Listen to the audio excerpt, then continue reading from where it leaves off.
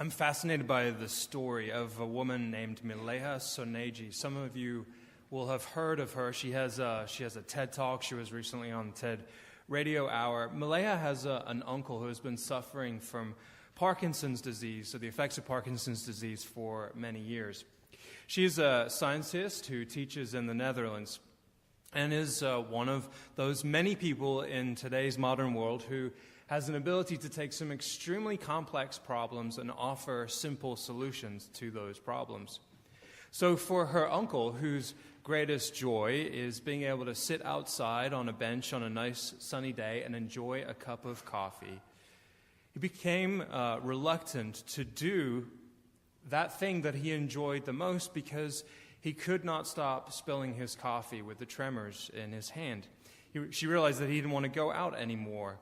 So she designed a cup that is a no-spill cup. It's narrow at the bottom, wide in the middle, and then narrow again at the top. Almost impossible to spill your drink when it's inside this cup. And it looks cool, too. So she didn't design a cup for people with Parkinson's. She designed a cup for people like you and me in particular, as you can see, who can be clumsy sometimes. And we hate spilling our coffee, no matter how steady or clumsy we might be. She later realized that her uncle was having a hard time walking across his house.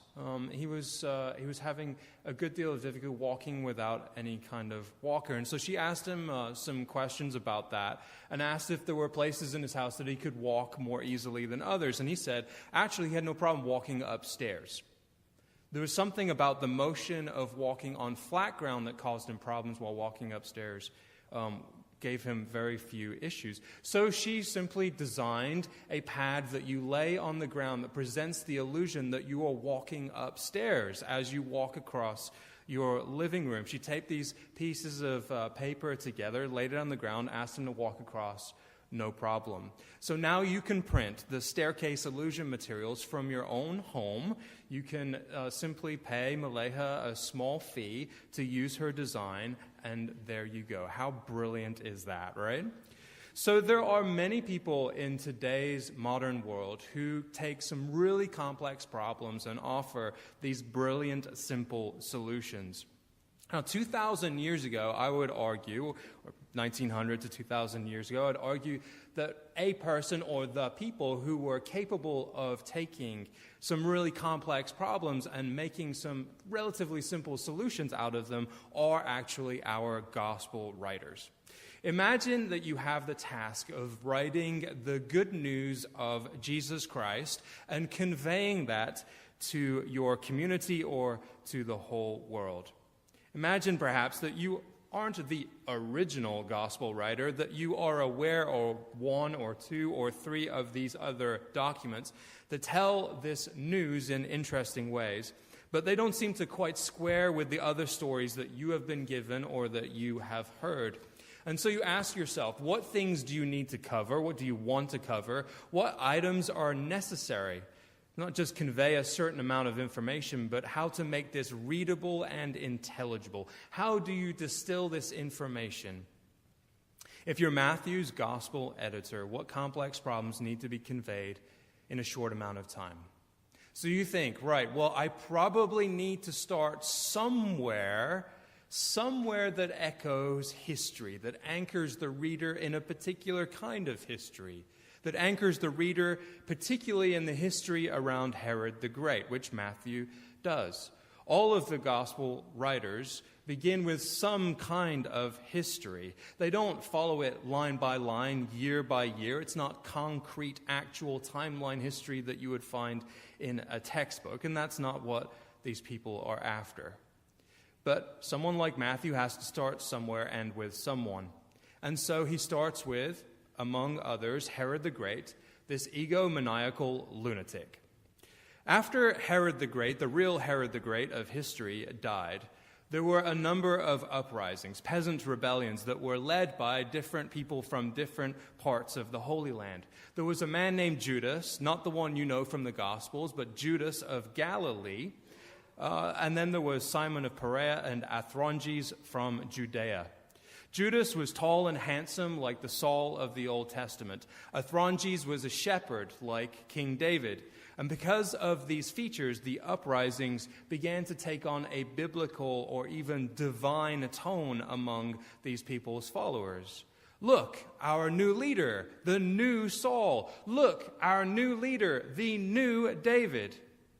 We know that these uprisings after Herod the Great died were serious simply because of the way that the government had to send troops from other places to put these rebellions down as swiftly as possible. The Romans crucified 2,000 rebels outside the city walls to let everyone know who was boss once the Romans had reestablished control. They then sanctioned the territory to be divided among Herod the Great's sons, one of whom was Herod Antipas, who becomes more famous in the Gospels later. So when Matthew begins with a note about this story beginning in the days of King Herod the Great, the history that Matthew tells may not be textbook history, but it anchors Jesus' story in a particular time and place. And that time and place is ripe for new versions of old biblical characters to rise up and establish a new order. Very Star Wars-y, right? Talking about rebellions and new orders. You have to know that people in the first century were looking for a new king to lead them, a new David to lead them. They were also looking for a new Moses, a new prophet, and a new leader to guide them into a new reality. So in this context, Jesus is called king, where the king, Herod the Great, is an egomaniacal dope, as Matthew tells it, and there is no way a first century hearer doesn't hear the words of Herod without having an ominous sense of foreboding. Go and search diligently for the child, and when you've found him, bring me word so that I may also go and pay him homage. Yeah, right. The wise men go home by a different road. They know the story immediately.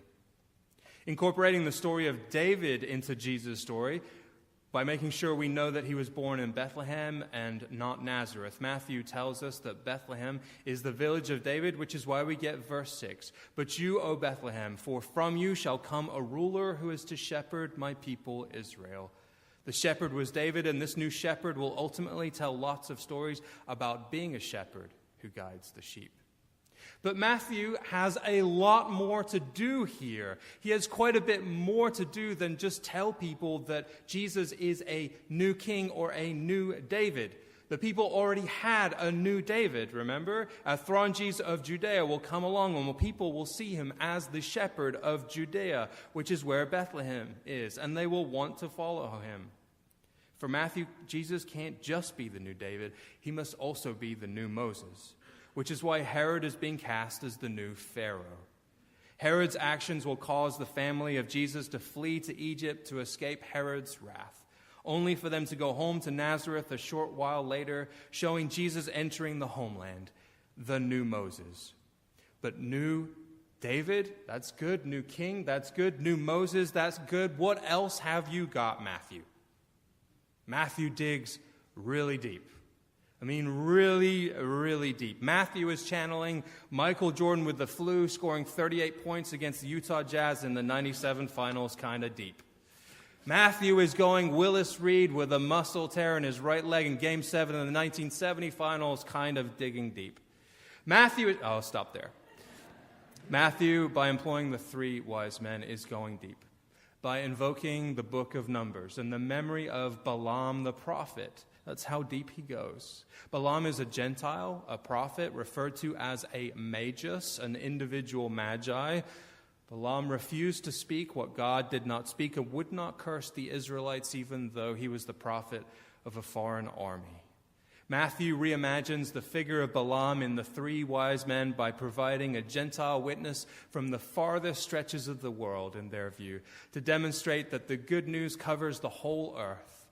But because they are following a star, this then quickly turns the good news into stretching to the ends of the earth and also encompassing the whole universe.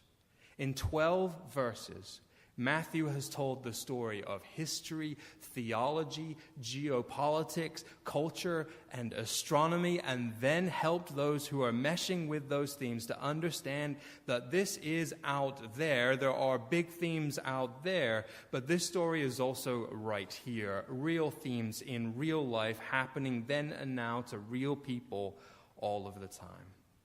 Matthew seeks to make the story of Jesus to be universe-altering, life-shattering, while also allowing it to be the everyday story of mothers and children, and in particular of mothers who can't be at home or near their home or be in safety when they have their children. Matthew astonishingly gives us the epiphany experience of saying, oh, I can connect to this story in some way. If I know what it is to have a baby or be near someone who has had a baby or celebrated new life or celebrated motherhood, I know what it's like to confer gifts on another. I know what it's like to be suspicious of someone like Herod. The astonishing thing that Matthew does, of course, though, is portray the family as people who are on the run. Here now they're in Bethlehem because they had to move due to the desires of government, and they will run for their lives due to Herod's jealousy and egomania. And that happens all the time. There are 17.2 million refugees in the world right now. There are 17.2 million refugees in the world right now. Just because a significant portion of them are Muslim, it doesn't mean that the Christmas story isn't being told and retold.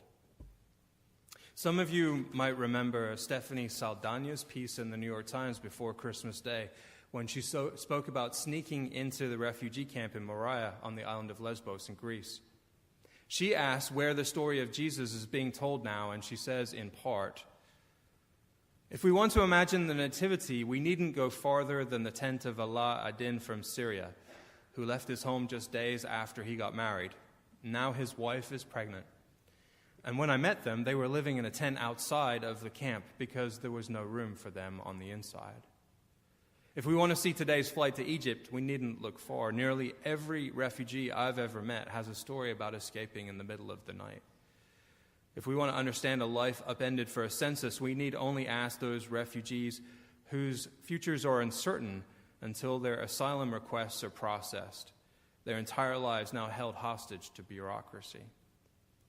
If we want a miracle, I'd suggest looking at Anwar, who, despite crying while recounting the destruction of Mosul, still paused in the middle and offered me a clementine. There are 17.2 million refugees in the world. In 2016, the United States took in 85,000. In 2017, less than 30,000. Historically, this country, our country, has been far more generous in its disposition toward refugees. And as the Charities Aid Foundation has measured it, Americans in general have been one of the most or the most generous peoples on the planet over the last decade. The CAF tries to measure generosity among countries by tracking financial donations, volunteer time, and people's willingness to help strangers. The USA has been a top 5 nation each year the measurement has been released, and the CAF is not an American organization. Every Western nation's overall charitable giving in terms of money and hours volunteered and hours spent helping strangers declined last year. In fact, they declined across the board in every continent except for in Africa. The most generous nation on the face of this planet for the 4th year in a row was Myanmar. Surely it won't top the list this coming year for all the obvious reasons. Indonesia is second, and the United States is now ranked 5th. It was ranked 2nd last year. In the United States, it's a 3 to 5% decline in volunteer hours, helping strangers, and donating money across the board. And we can parse that out at another time and place. Despite whatever we may believe, though, we are, in comparison to the whole, a generous people.